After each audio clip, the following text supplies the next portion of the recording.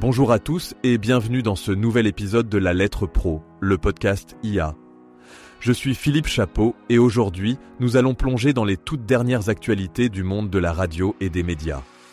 Pour commencer, nous allons parler des derniers résultats locaux de la saison pour l'EAR local.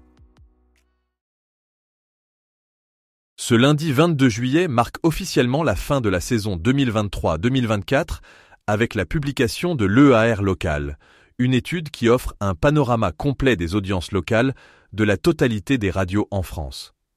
Cette étude est menée par Médiamétrie et concerne les audiences générées dans les 12 régions françaises et dans 95 agglomérations.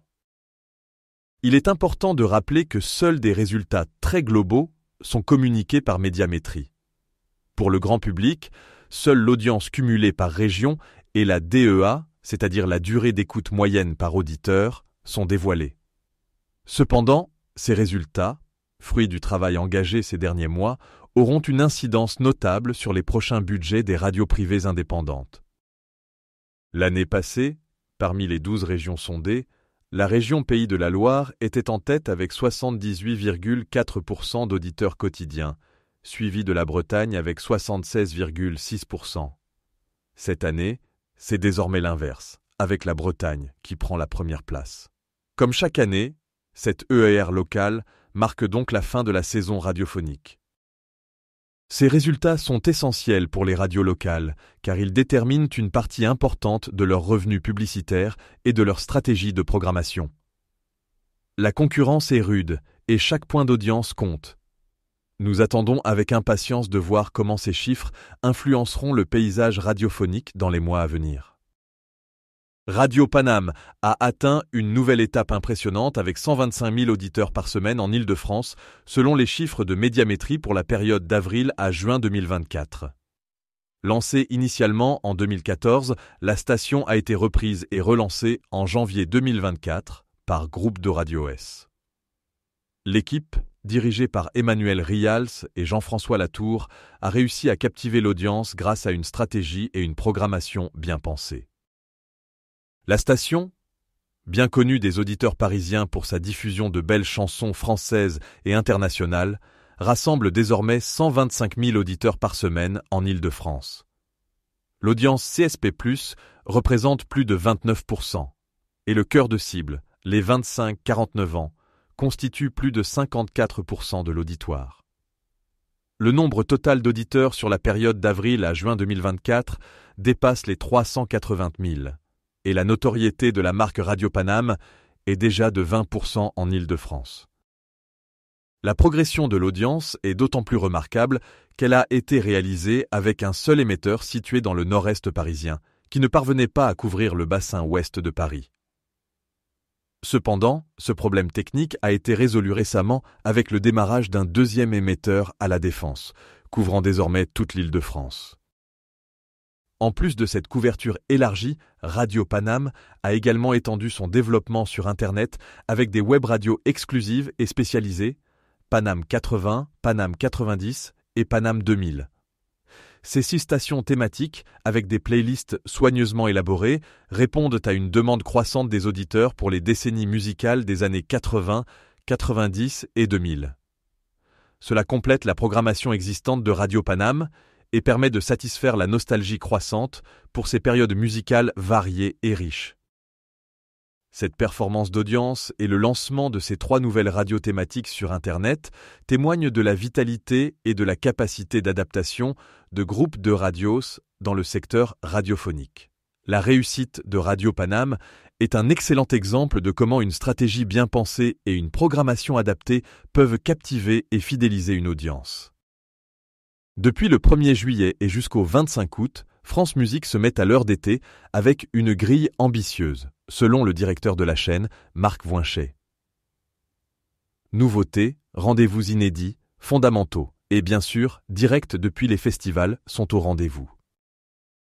La programmation estivale de France Musique propose une palette riche et variée, destinée à satisfaire les goûts de tous les mélomanes. Parmi les nouveautés, on retrouve des émissions spéciales consacrées à des genres musicaux variés, allant du jazz au classique en passant par les musiques du monde. Des rendez-vous inédits viendront ponctuer cette période estivale, avec des émissions qui feront découvrir aux auditeurs des artistes émergents, des compositions peu connues et des entretiens exclusifs avec des figures marquantes du monde de la musique. Les fondamentaux de France Musique ne seront pas en reste. Les émissions phares de la chaîne continueront d'être diffusées, offrant aux auditeurs un mélange équilibré de découvertes et de valeurs sûres. Cette continuité permet de maintenir une cohérence tout en apportant une touche de fraîcheur à la grille estivale. L'un des points forts de cette programmation estivale est sans conteste les directs depuis les festivals. France Musique couvrira en direct plusieurs événements musicaux majeurs, permettant aux auditeurs de vivre l'ambiance des festivals comme s'ils y étaient. Ces retransmissions en direct sont l'occasion de découvrir des performances uniques et de partager des moments de musique exceptionnels. Marc Voinchet, le directeur de France Musique, a souligné l'importance de cette programmation estivale. Selon lui, elle reflète la mission de la chaîne de rendre la musique accessible à tous, tout en soutenant les artistes et en mettant en lumière la diversité musicale. Notre grille d'été est ambitieuse parce qu'elle doit répondre aux attentes de nos auditeurs tout en leur offrant de nouvelles expériences musicales, a-t-il déclaré. Pour conclure, cette grille d'été de France Musique promet d'être un véritable festival radiophonique, avec une programmation riche, variée et innovante. Les auditeurs peuvent s'attendre à un été musical entre fraîcheur et nouveauté, avec des moments forts à ne pas manquer. Le 16 juillet dernier, l'ambiance était bouillante à la Terrasse aux Deux. Énergie accueillait Santa pour un concert intimiste et exclusif, en présence de 250 auditeurs privilégiés. Lors de cet événement, Santa a interprété plusieurs titres de son premier album solo, Recommence-moi. Elle a également enchanté le public avec un medley au piano, fusionnant Désenchanté et Le Paradis Blanc. La soirée s'est terminée de manière inoubliable par une baignade dans la piscine de l'établissement. En pleine interprétation de son titre Recommence-moi, Santa a rejoint quelques auditeurs dans la piscine, le tout dans une ambiance de folie. Nous voici donc arrivés à la fin de cette énième saison pour l'équipe de la Lettre Pro de la radio. À partir d'aujourd'hui, nous assurerons une veille toute relative de l'actualité de la radio et de l'audio digital jusqu'à la rentrée, le 26 août. Le prochain mensuel paraîtra aux alentours de la mi-septembre. Toute l'équipe vous remercie sincèrement de votre fidélité. Pour l'année 2023, sur le site lalettre.pro, nous avons enregistré 2,6 millions de visiteurs pour 12 millions de pages vues. Entre le 1er janvier 2024 et le vendredi 28 juin, 1,6 million de visiteurs se sont déjà connectés sur notre site. Ils ont généré 8,2 millions de pages vues durant ce premier semestre 2024. Nous n'aborderons pas ici le Paris Radio Show ni l'organisation du Radio Tour avec 5 étapes durant cette saison et une centaine de participants par étape.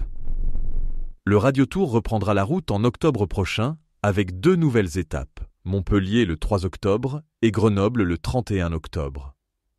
Une nouvelle édition du Paris Radio Show aura lieu les 28 et 29 janvier 2025 à la Bellevilloise. Que vous travaillez dans la plus grande des radios, dans la plus belle des radios, dans la plus numérique des radios, dans la plus écoutée, dans la moins écoutée ou dans la plus petite des radios, nous vous souhaitons de bonnes vacances. Vive la radio!